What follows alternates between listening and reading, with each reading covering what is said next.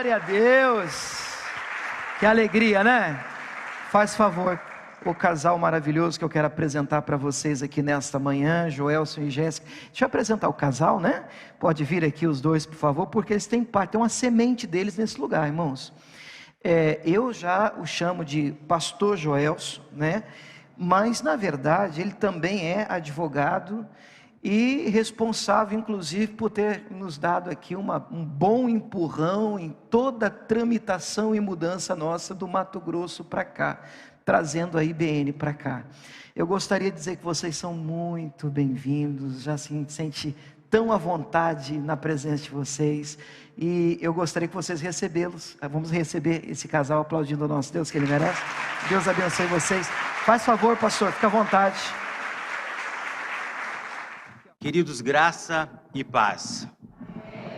Bom dia para você, bom dia IBN Ribeirão Preto. Vai dar certo. Por que do pedestal, irmão? Minha esposa não gosta. Jéssica Nobre, essa linda jovem, ela diz, eu sempre falo assim, eu não sou pregador, em que pese Deus me deu um dom, mas eu não uso o termo pregador. Eu faço isso que farei hoje desde os 12 anos. Mas eu não me sinto um pregador, como os que nós temos na nação brasileira. E eu, apesar de ser advogado, tenho pouca intimidade, às vezes, com o microfone. Então, eu vou usar o pedestal hoje, por honra, para poder honrar vocês com a palavra de Deus nessa manhã. Para não ficar muito afoito, mas, sobretudo, para ministrar ao seu coração a palavra, acima de tudo, linda, porque é a palavra de Deus. Queridos, antes de louvar a vocês pelo aniversário de 1 ano, eu quero louvar a Deus. Veja, como advogado de convenção e advogado de igreja, eu conheço centenas de igrejas. Conheço elas por dentro. Falávamos isso ontem à noite. Mas como cristão, eu sou filho e neto de pastores. Uma igreja nasceu na sala da minha casa. O meu avô paterno era pastor na Igreja Batista Brasileira. E como ele bem dizia, na sua simplicidade, eu ajudei a fundar muita igreja. O meu avô materno era pastor, presidente e fundador da Assembleia de Deus na minha cidade. Eu tenho 40 anos de vida, 40 anos de igreja. Um amigo meu diz assim, se você não quisesse ser crente, você seria. Eu nasci em uma família cristã. Eu tenho a grata bondade de Deus de ter nascido em uma família totalmente cristã.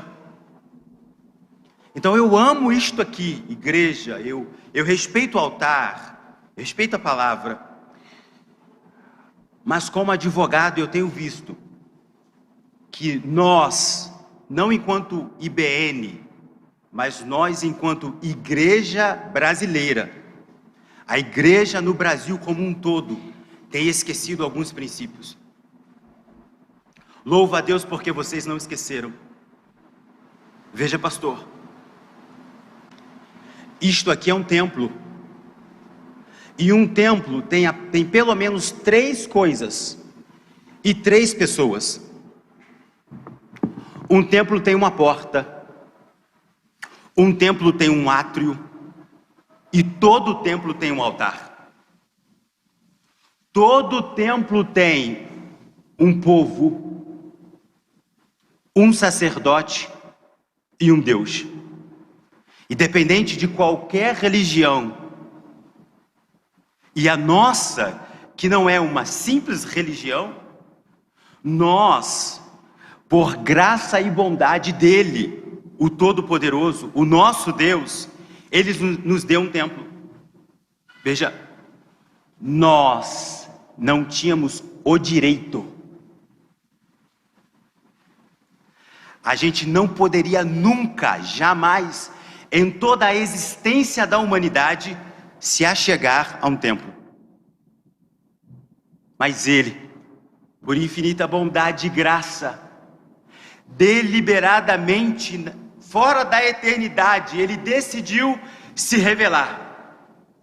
E se revelar criando o homem. E para este homem, Ele deu um templo.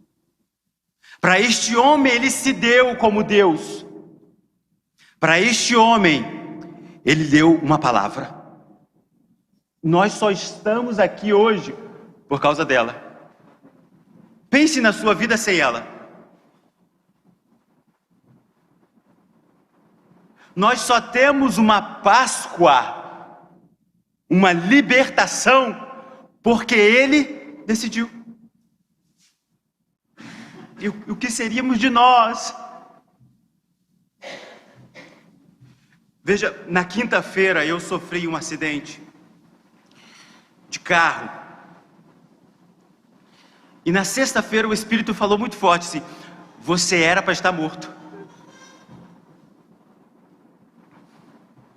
Você era para estar morto.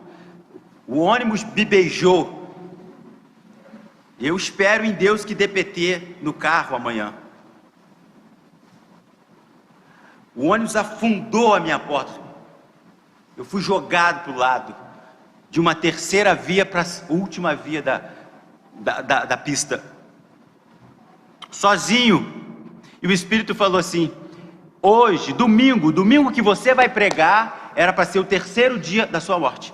Você deveria estar morto, porque aquele acidente era para te matar, mas por minha graça e bondade.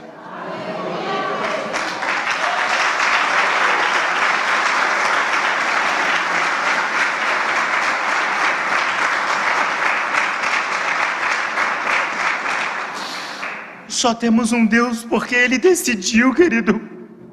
Ele decidiu fazer eu e você príncipes e sacerdote, nação santa, povo eleito, escolhido por Ele. E alguns de nós, igreja, tem esquecido disso. Você esquece que isso é um altar. Mas eu vos louvo, IBN Ribeirão Preto, porque vocês não se esqueceram disso. Vocês não se afastaram disso. E neste primeiro ano em que o primeiro amor está tão forte, tão aguçado, tão vivo, tão ardente, não deixe isto passar, o amor de Deus. Não deixe o amor esfriar, o carinho pelo templo. Quando nós chegamos aqui, a Jéssica falou: é uma igreja batista nacional. Porque o detalhe com as coisas, com a limpeza, com a organização, o sorriso ao cumprimentar o irmão, a comunhão, a alegria em estar no templo do Senhor, isso faz parte da nossa identidade enquanto batistas nacionais. Digo isso como advogado da convenção. Como tal, trago uma palavra do nosso amigo e presidente, pastor Paulo Silveira Lopes, que já esteve aqui. Disse a ele que estaria aqui com os irmãos. Ele abençoe a igreja, Joel. Deixa Deus te usar. Do que for preciso, sirve a eles. Leve nossos parabéns, nossas congratulações, porque é uma alegria para nós vê-los florescer e frutificar. Vamos à palavra? Abra a sua Bíblia. Obrigado, pastor, pastora. Obrigado, Rafa, por todo carinho. A forma com que fomos recebidos, eu e minha esposa, sabe, o tratamento, o respeito.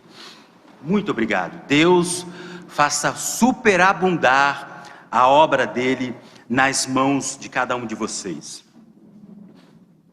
O texto que eu vou ler e que nós vamos nos alimentar nessa manhã é um texto extremamente conhecido. Você provavelmente vai se surpreender. Como é que ele vai falar nesse texto? Não porque eu sou bom. Não, é porque usamos esse texto especificamente para um ritual. Tá? 1 aos Coríntios, capítulo 11, verso 23.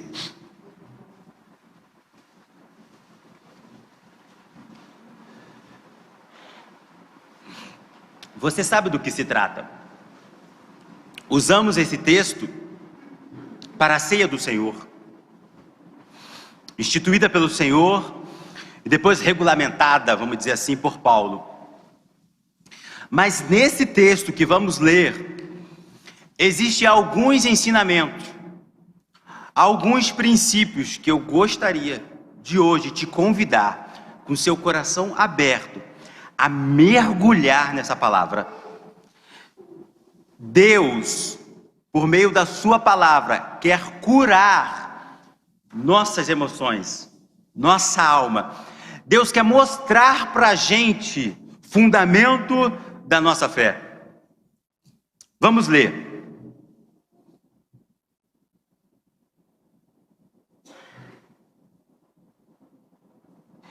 Vamos ler na versão de vocês. Porque eu recebi do Senhor o que também vos ensinei, que o Senhor Jesus, na noite em que foi traído, tomou o pão. Porque eu, Paulo, vos entreguei o que também recebi, ou vos ensinei, aquilo que também aprendi, que o Senhor, na noite que foi traído, tomou o pão. Queridos, o que Paulo está fazendo aqui? Instituindo a ceia. No âmbito da igreja, ele está ensinando sobre a ceia, sobre este ritual que fazemos uma vez por mês, de lembrarmos a morte do Senhor até que Ele venha. Mas veja o que Paulo está dizendo. Ele está dizendo que ele recebeu do Senhor alguns ensinamentos. E o que eu gostaria nesta manhã é de pensar com você sobre estes ensinamentos. Paulo afirma: eu recebi do Senhor, mas eu também vos ensinei. Eu recebi, mas entreguei. Paulo recebeu e não reteve. Paulo aprendeu e ensinou. Paulo foi abençoado, Paulo recebeu os princípios, os ensinamentos, as doutrinas e passou adiante. Quando que Paulo recebeu esses ensinamentos? Apenas por contextualização, nós sabemos que no chamado e na conversão de Paulo, na rua de Damasco, em Damasco, após sua conversão, ele passa algum tempo retirado em um deserto, aprendendo pessoalmente, diretamente de Cristo Jesus, isso que nós vamos ver. Porque a regra para que se haja um apóstolo é que ele tenha vivido contemporaneamente com Cristo, recebido diretamente de Cristo, oralmente, os ensinos, a doutrina do Evangelho. E Paulo, nesta época, como ele mesmo diz, em Gálatas 1, 17 e 18, ele passou pelo menos 3 anos no deserto, recebendo do Senhor o que também nos ensinou. Agora vamos, para a gente aprender, a gente precisa voltar algum tempo atrás. O texto diz que na noite em que ele foi traído, o que Paulo recebeu sobre esta noite? Que ensinamentos são estes? Sem esses ensinamentos, não há, sem estes ensinamentos, sem essa doutrina, não há fé. Estes ensinamentos são a base, o fundamento da nossa fé. Sem eles não há amor, sem eles não há salvação. Sem eles, sem essa doutrina, sem esses fundamentos, não há esperança. A pergunta então para mim e para você é: o que ele tem a ver conosco hoje? O que esta noite da traição tem a ver comigo e contigo hoje? Que noite é esta? É uma noite de quinta-feira. É uma quinta-feira à noite. E nesta quinta-feira, nós chamamos ela da quinta-feira da traição. O que ele fez? E é o que Jesus fez que nos ensina toda a base da nossa fé. Quando ele foi traído, o que ele fez? Tomou o pão. Na noite da traição, ele tomou o pão nas suas mãos. E o que é o pão? Senão o símbolo de seu próprio corpo. Então, por vontade própria, em obediência à vontade de Deus, Cristo Jesus, na noite da sua traição, ele tomou a si mesmo e se entregou.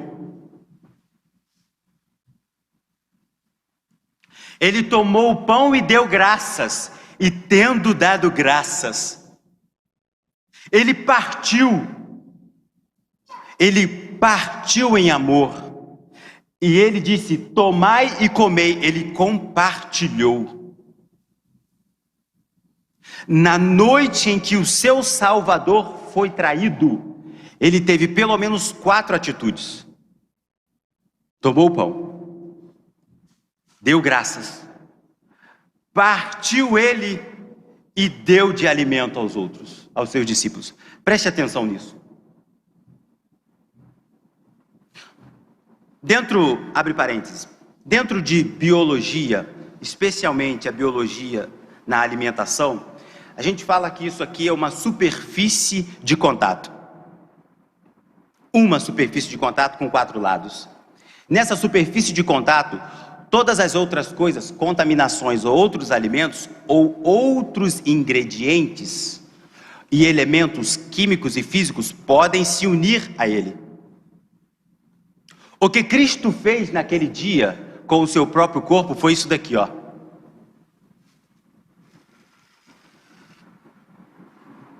E quando ele rasgou o seu próprio corpo, ele abriu a possibilidade, ele aumentou a superfície de contato. O que quer dizer, Joels?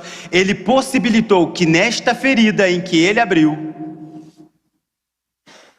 no seu lado direito, quando ele abriu, a igreja pudesse ser criada.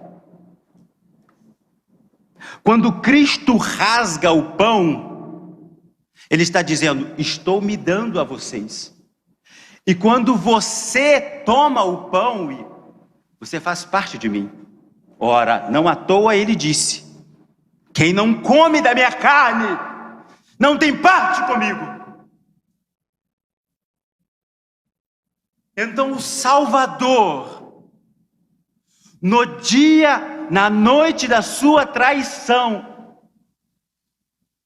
ele decidiu se abrir para nós. A pergunta para você é: o que você faz quando você é traído?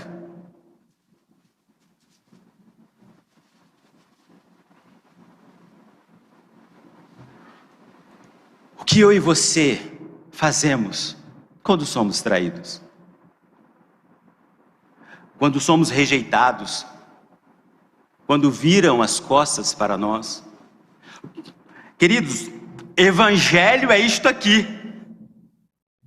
Igreja é isto aqui. O que você faz quando alguém te magoa? Fecha a cara e fica emburrado. O que você faz quando alguém te diz não? O que você faz quando as suas vontades não são atendidas? O que você faz quando Deus não te responde?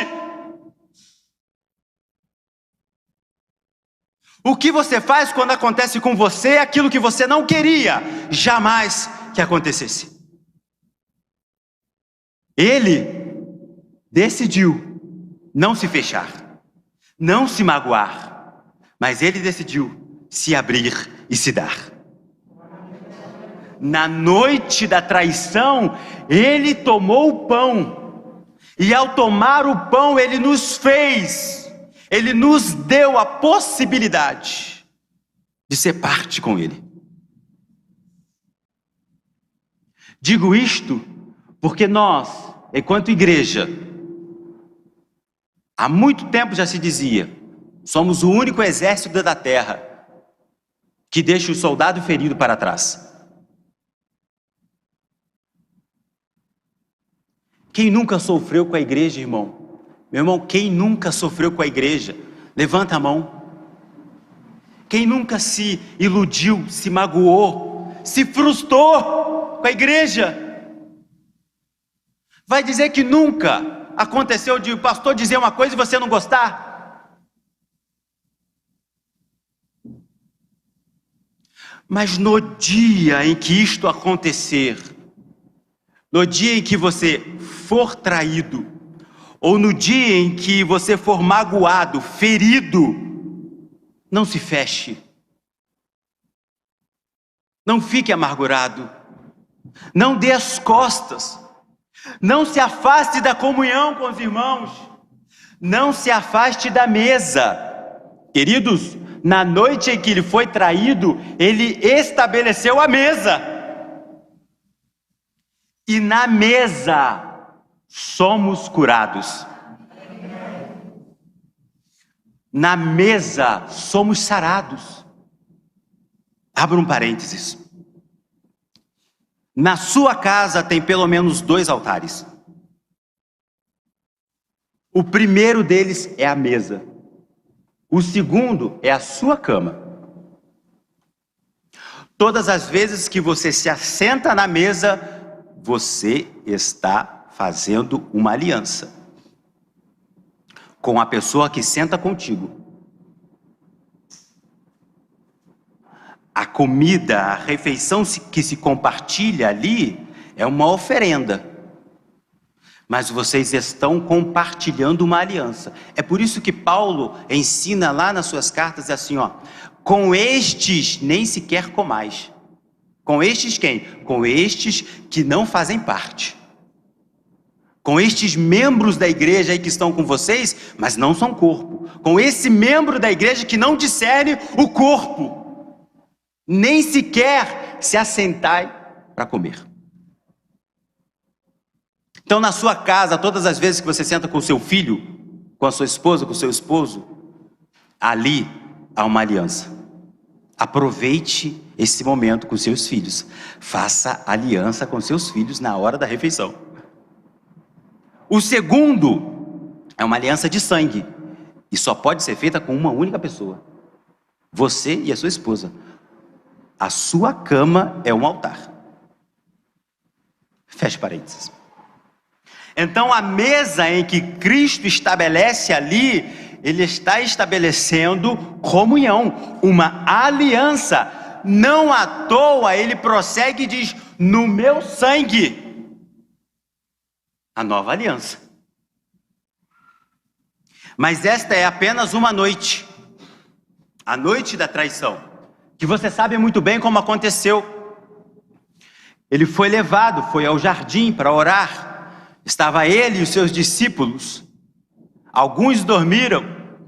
E quando ainda dormindo, ele volta da oração, depois de suar grandes gotas de sangue por tamanha agonia, e ele dizia: a minha alma está angustiada até a morte.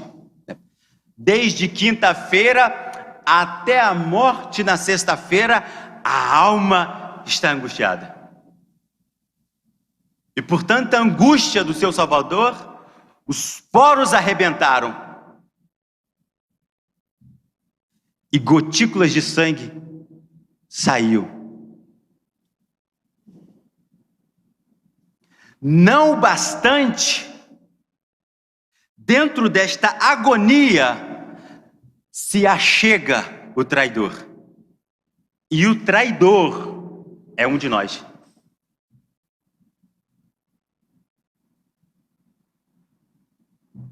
O traidor do Senhor é um de nós. Olha o que ele diz para o traidor: amigo, com um beijo, traz o Filho de Deus. Hoje é Páscoa, amanhã de Páscoa, então é para refletir mesmo. Toda a ceia do Senhor eu li o texto da crucificação, seja em Mateus, Marcos, Lucas ou João. Toda a ceia eu lia. Um dia lendo, uma manhã de domingo lendo, o Espírito disse assim: a que vieste? Leia o texto em casa, o diálogo entre Jesus e Judas. Quando Judas vem e se aproxima de Jesus, Jesus diz: a que vieste? Eu sentado na igreja, terno e gravata, líder de jovem, bonitinho, vou ceiar. Aí o Espírito disse: Joelso, a que viestes? Pergunta para você: por que você veio? Aquele mês, eu tinha pecado, é muito, meu irmão. Muito, líder de jovem. E o Espírito disse: a que vieste? Amigo, você veio aqui só para beijar a face de Jesus? Porque muitas e muitas vezes nós fazemos como Judas. Tá ruim, aqui dentro tá tudo apodrecido, nossa fé desfalecida, nossa esperança morta, nossa comunhão rompida, nossa santificação paralisada, esquecida, nossa devoção fria.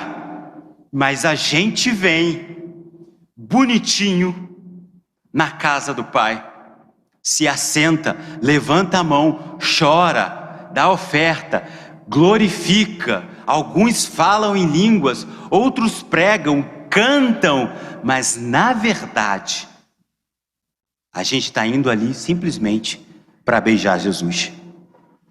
Por quê? Porque o beijo de Judas tinha dois sinais. O primeiro, um sinal militar. Ele estava dizendo para toda a tropa, para a turba que veio prender a Jesus: é este, o Salvador é este. Com o beijo eu estou sinalizando quem é. Isto, para quem estava de fora, Judas estava dizendo: é este. Mas para os discípulos que são de dentro, Judas, com o beijo no rosto do Salvador, estava dizendo: está tudo bem entre eu e Jesus.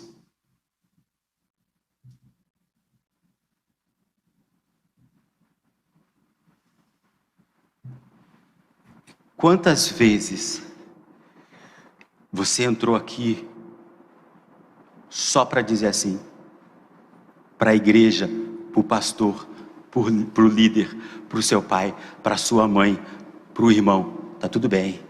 Levanta a sua mão, canta o Rafael, levanta a sua mão e adora o Senhor. E você? Aqui por fora, você, e aqui por dentro, morto. Porque o texto diz que desde Betânia, semana antes da quinta-feira da traição, Judas procurava um momento oportuno para trair o Salvador.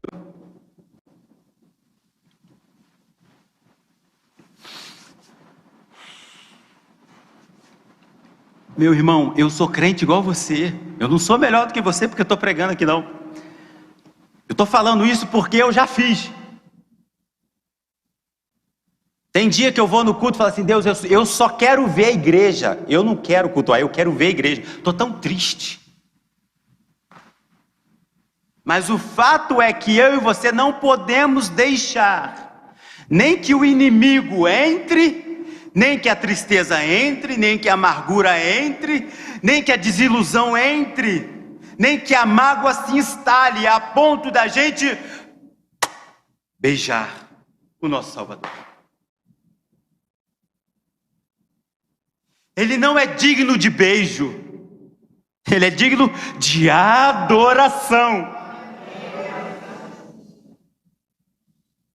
A noite passa, ele é julgado, é levado do sinédrio para Pilatos, para Herodes, volta para Pilatos, amanhece na sexta-feira, a sexta-feira da crucificação. E quais são os ensinamentos da sexta-feira? Já que a quinta-feira ele ensinou que é para tomar o pão e manter a comunhão, o que ele ensina na sexta-feira da crucificação?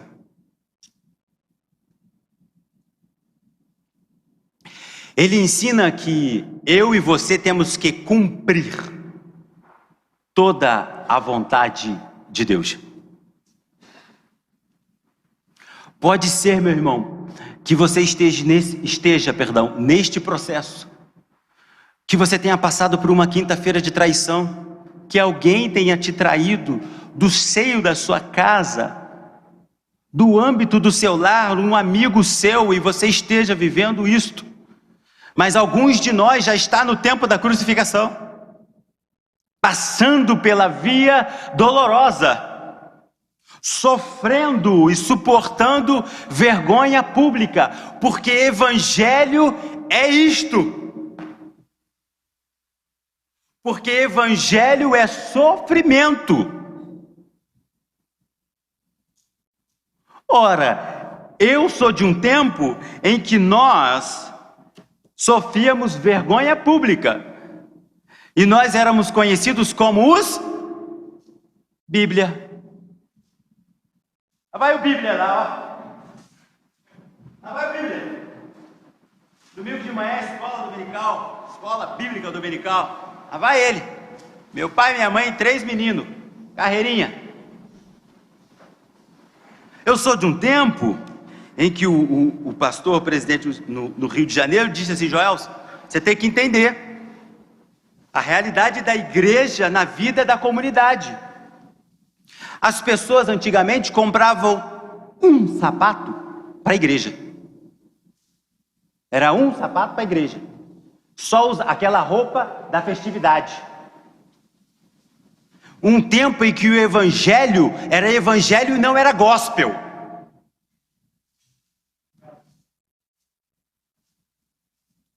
Num tempo em que as pessoas vinham para a igreja porque queriam, precisavam, desejavam ardentemente o Senhor.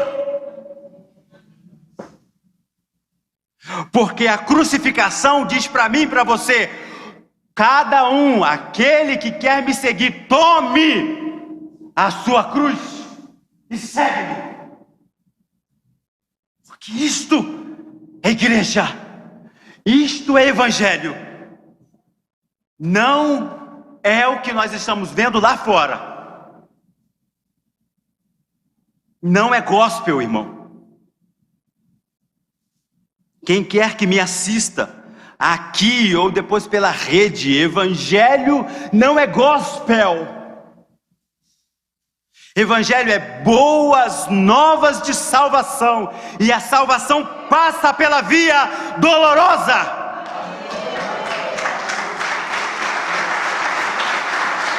Glória a Deus.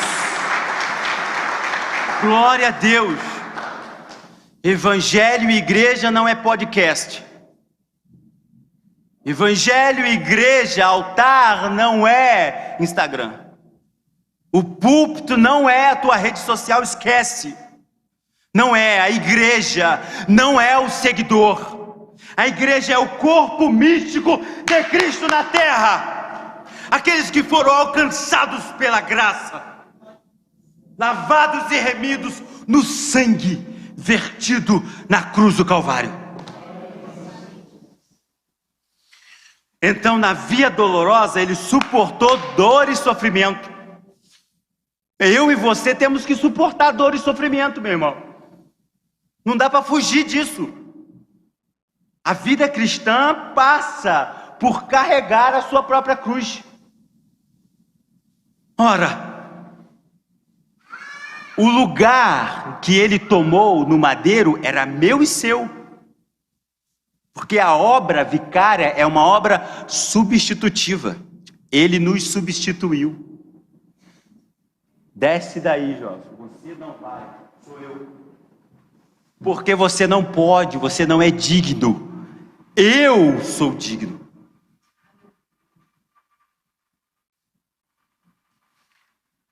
Jesus perdoou os seus algozes. Ora, quantas vezes eu e você perdoamos a quem nos faz o mal?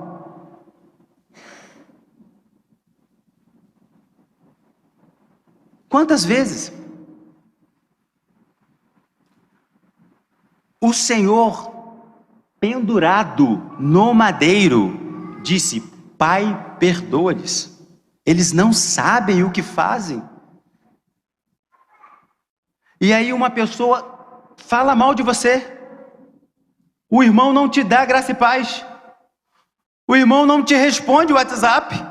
Ou no grupo da igreja você manda um texto e o irmão ignora. E você fica emburrado, vira a cara. Aqui é uma comunidade de fé, meu irmão.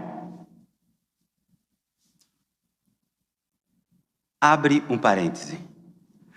Você acha que todos os animais na arca de Noé, todos os habitantes, os 5, na arca de Noé, estavam extremamente felizes com todos aqueles animais?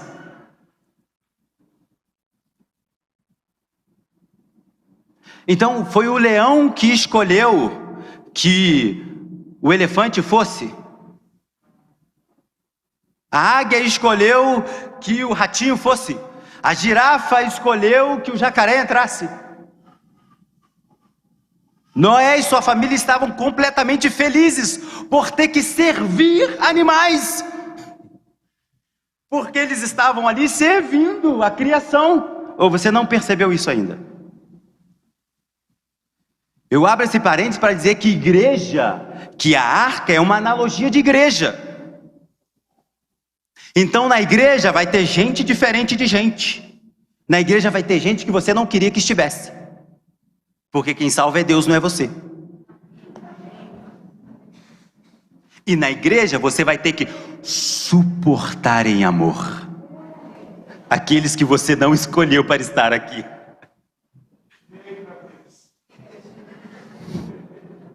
E em amor você tem que perdoar as ofensas. Este é fundamento da fé, irmão. Isso aqui é igreja. Isso aqui é evangelho. Não é porque ele deu uma curtidinha, vou repetir isso. Não é porque ele deu um like lá na minha página, no meu Facebook, no meu Instagram, que a gente tem comunhão, não. É porque ele sabe que eu também sei, que todos nós sabemos, que somos cheios de falhas, erros, pecadores, mas pela graça e pelo amor, ele nos salvou. Aí eu convivo, aí eu tenho comunhão. No Calvário ele entregou a vida. O ensinamento de Cristo para nós: entregue a sua vida. Entregue a sua vida, meu irmão. Porque ele é Salvador e Senhor. Escute, é diferente.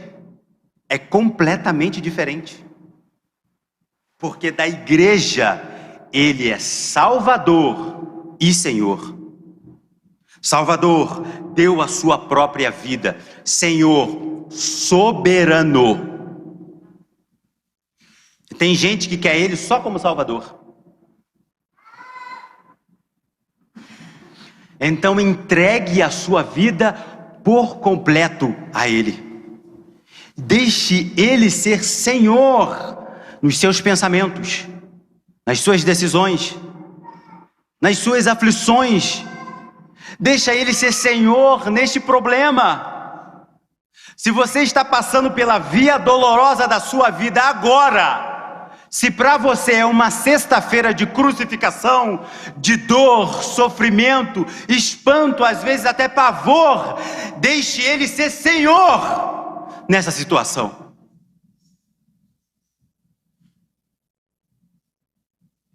Na cruz Ele cumpriu toda a vontade. Mas você e eu, nós sabemos, não parou ali. O ensinamento que instituiu a ceia, ele não para ali, numa sexta-feira de crucificação.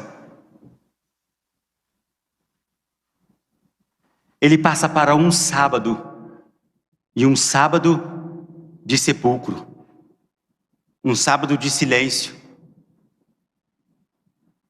Eu denomino sábado do silêncio. É o sábado, veja, que todo mundo à sua volta te esqueceu.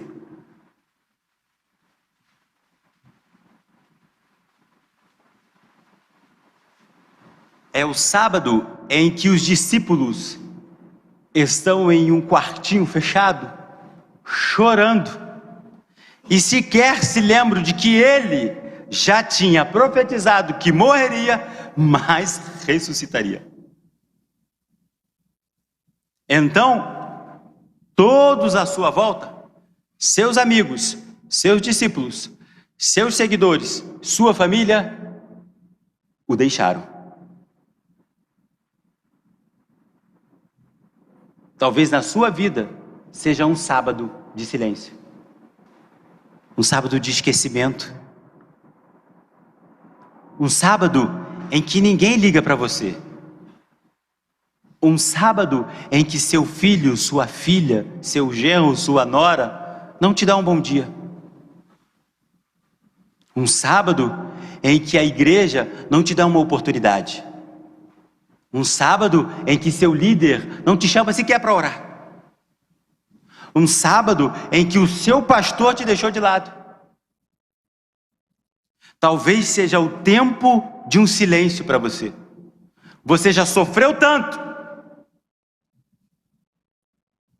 já padeceu tanto, que você mesmo disse assim: não quero mais nada, me deixa aqui sozinho, eu não quero mais isso de igreja, larga a mão desse trem de igreja. Falar igual mineiro, estou morando lá. Talvez seja esse o tempo da sua vida, em que muita coisa deu errado, teoricamente deu errado, e você está deixado de lado, você foi rejeitado, você foi esquecido em um buraco, em uma tumba fria, e sobre você colocaram uma pedra.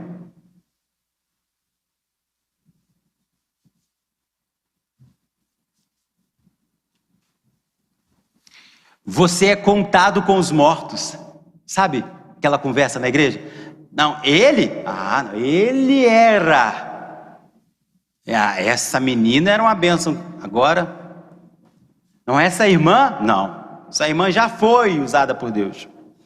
Não, esse diácono já foi bom. Agora ele não presta para mais nada. Essa família aqui, nós não queremos mais. Irmão, a igreja faz isso. E se eu e você não sabemos disso, não entendemos, a gente se fere, se frustra.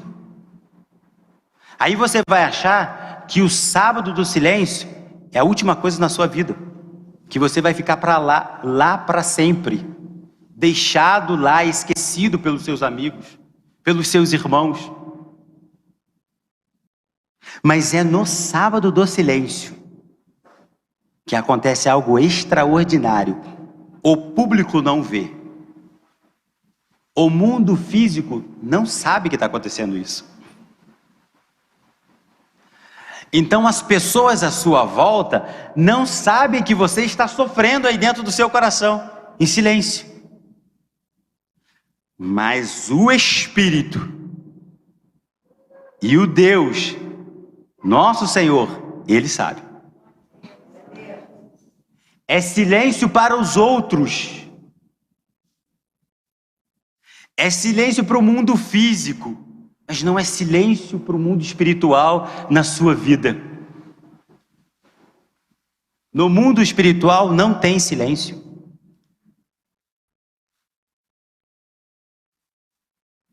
No reino espiritual não tem silêncio. Não tem morte no reino espiritual. Não existe sepulcro para o espírito. O que você quer dizer, Joel? É que no sábado do silêncio, ele, o Salvador, ele está vencendo a morte. Está vencendo o inferno. E está vencendo Satanás. Então é no sábado do seu silêncio que uma vitória está sendo construída no reino espiritual. É no sábado do silêncio que ele toma a chave da morte e do inferno.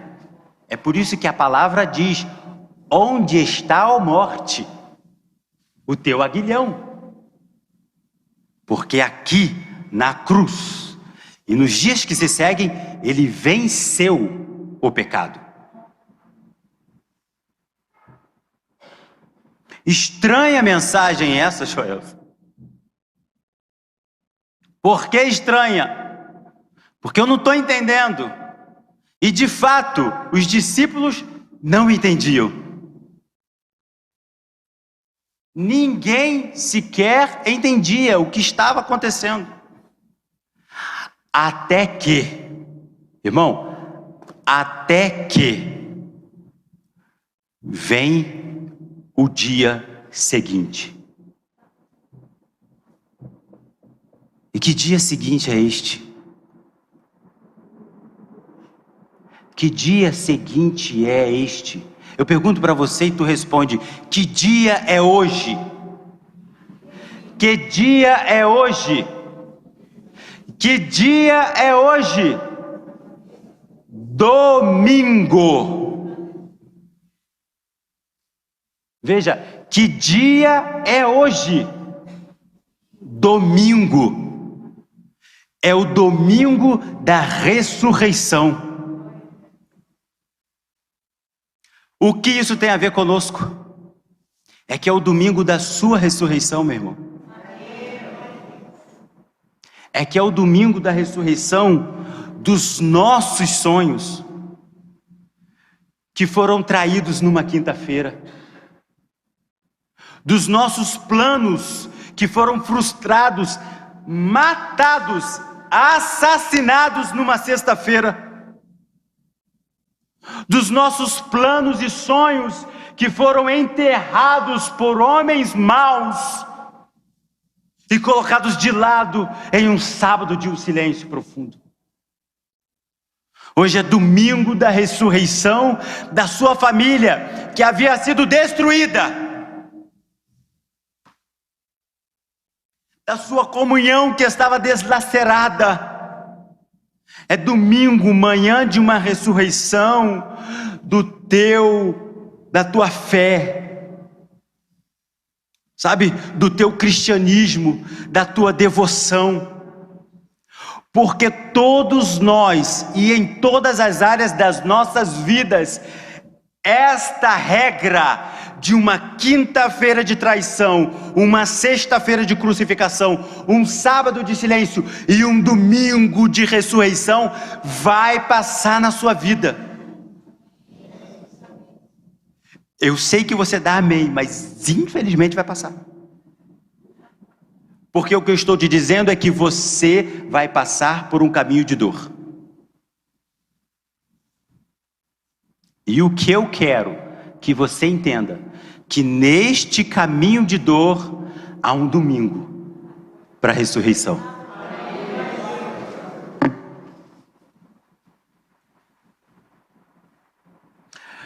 É o domingo em que os seus dons e talentos são renovados. Aí você pode estar achando, então é hoje, nessa manhã. Pode ser nesta manhã. Mas o que a Bíblia ensina e o que Paulo está ensinando, estes ensinamentos, estas doutrinas, quer revelar para nós um caminho que, passando pela dor, resultará em abundante glória para todos nós um dia.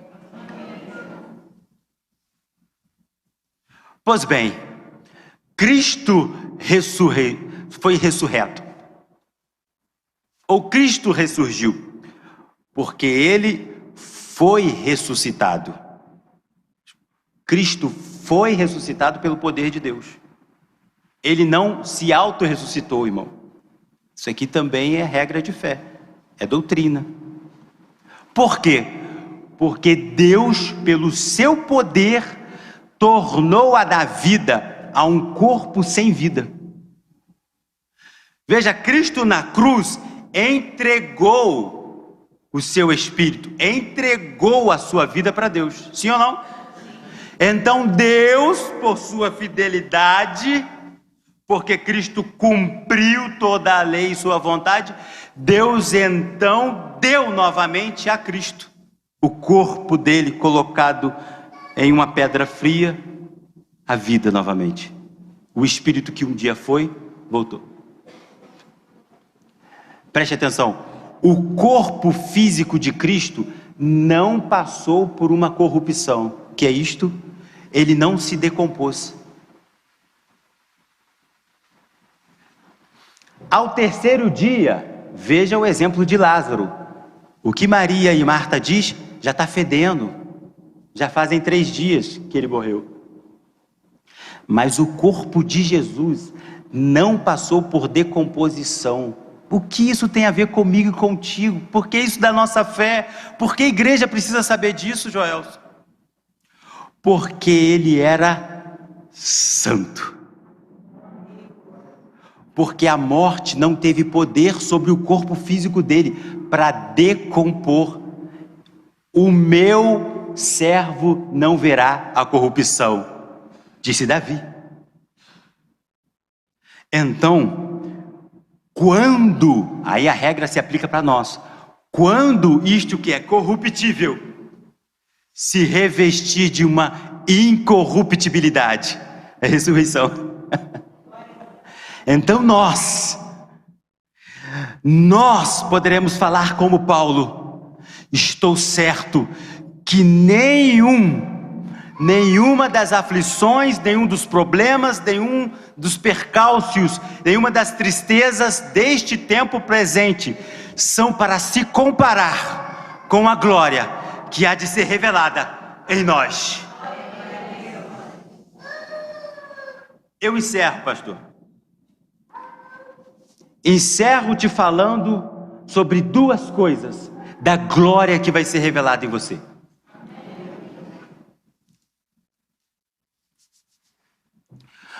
Por que digo isso? Encerro assim, porque tem muita igreja aí fora que quer o céu na terra.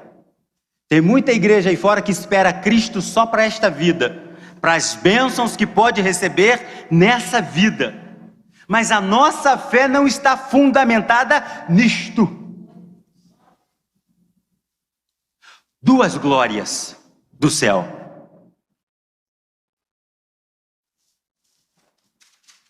A primeira delas,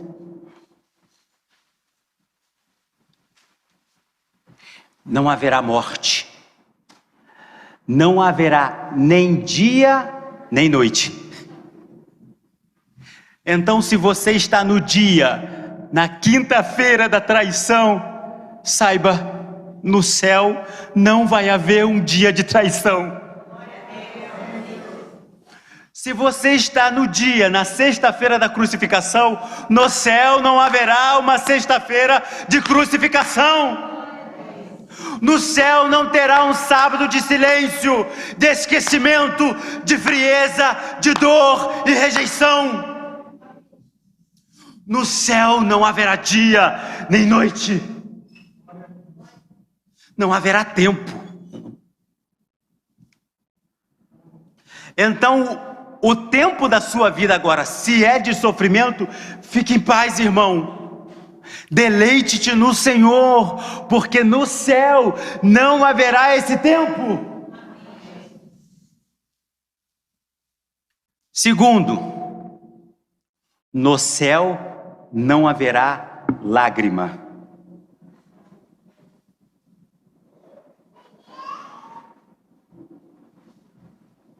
Vamos pensar rapidinho. Eu tenho mais 2 minutos. Quem é pai e mãe? Eu não sou.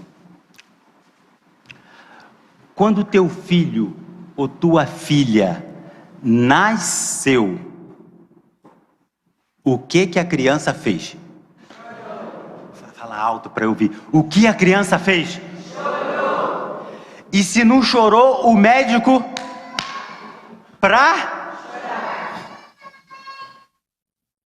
porque o choro é sinal de vida.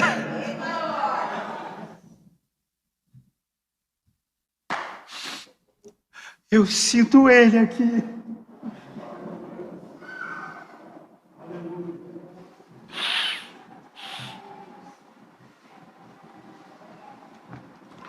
Quando você passou na prova da faculdade, por exemplo, o que você fez? Quando você passou 1, 2, 3, 10 anos orando pela salvação de alguém e Deus salvou, o que você fez? Quando você passou anos orando e pedindo uma bênção e a bênção chegou, o que você fez? Quando alguém te deu um tapa e te traiu, o que você fez?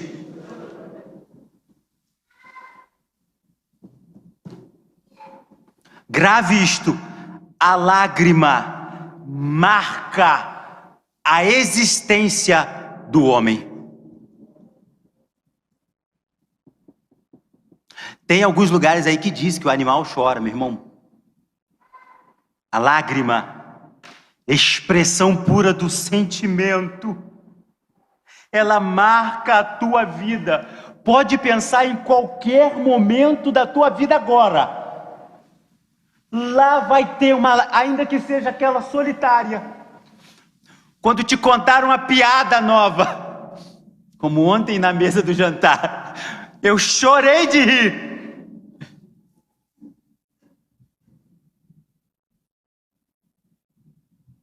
Quando Deus disse para mim, eu vou levar seu pai, eu chorei. Quando meu irmão no Rio de Janeiro pegou o telefone, às 5 horas da manhã do dia 6 de abril de 2020.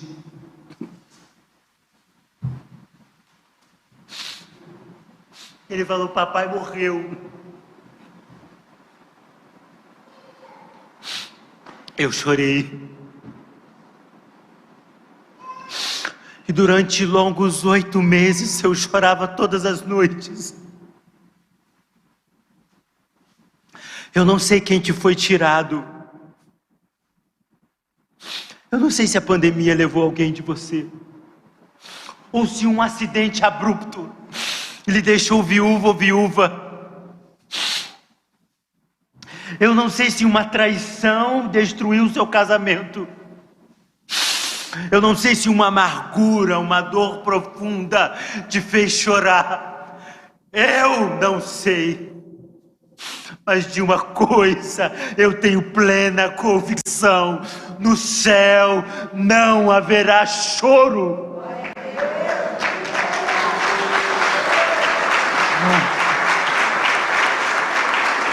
Eu conto. Chora muito. Chora muito.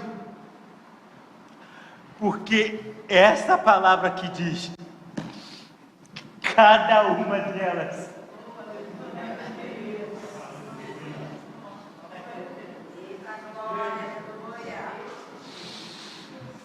em casa, com a joelha, o chão vira uma poça. Mas no céu, Rafa, a taça está se enchendo.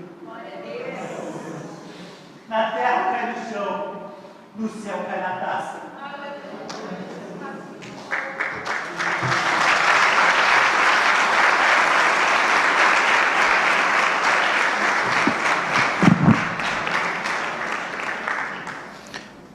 pé comigo, pastor, igreja.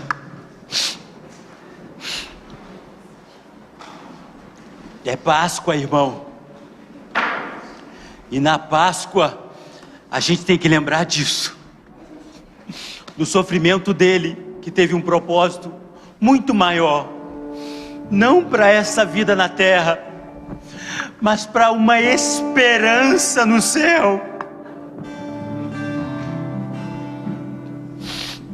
Lá não haverá mais choro, lágrima. Por quê?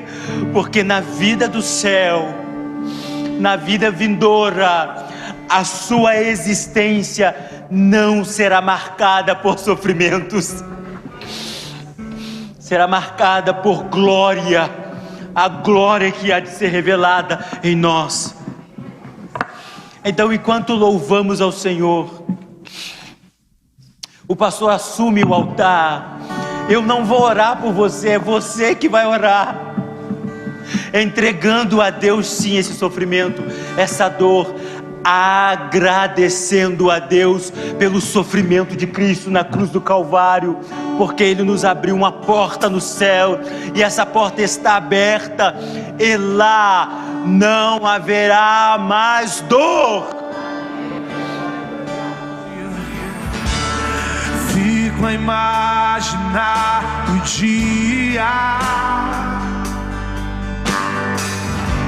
em que o meu nome irá chamar pra um lugar muito distante, onde nunca haverá nem fome, nem sede, nem pranto, nunca haverá nem fome, nem sede, nem pranto, nunca haverá. Declare: o Cordeiro que está no trono apacentará e me servirá de guia para as fontes das águas da vida, me levará. Eu não posso terminar esse culto sem dar a você que está aqui nessa manhã, você que está em casa, a chance de ter essa palavra cumprida na sua vida. O céu é uma realidade, e você não pode ficar de fora, querido. Você precisa de Jesus na sua vida. Ele é o nosso Senhor e Salvador. Há uma promessa, e nós temos ouvido isso na palavra, nós temos cantado isso em forma de canção, mas nós queremos viver isso um dia. Dos nossos olhos Ele enxugará todas as nossas lágrimas. Não haverá mais dor, não haverá mais sofrimento, não haverá mais temor. Todo dia será domingo de ressurreição. Mas você já entregou a sua vida para Jesus? Você já aceitou Ele como Senhor e Salvador? Alguém já orou por você publicamente? Você já confessou Cristo como seu Senhor? Eu quero te dar essa oportunidade agora. E se você ainda não recebeu Jesus, se você ainda não recebeu essa oração e não confessou a Cristo publicamente, hoje é o seu dia. E que dia, né? E que chance, e que oportunidade, que depois de uma palavra dessa, que o Espírito Santo trabalhe no nosso meio aqui essa manhã. A porta está aberta para você. Quem aqui hoje gostaria de entregar a sua vida a Cristo? Levante a sua mão, eu quero orar por você. Você não pode sair daqui sem Jesus. Se você já o fez, glória a Deus. Eu já sou de Jesus, já entreguei minha vida para Ele. Sua oração, inclusive, eu já fiz, já recebi, eu já confessei publicamente a Cristo. Mas tem alguém aqui que ainda não recebeu a Jesus como Senhor e Salvador? Ainda não recebeu ou confessou publicamente a Cristo e gostaria de fazê-lo hoje aqui nesse lugar? Levanta a sua mão que eu quero orar por você. Tem alguém? Tem uma pessoa aqui, vamos aplaudir Jesus. Quem mais? Glória a Deus.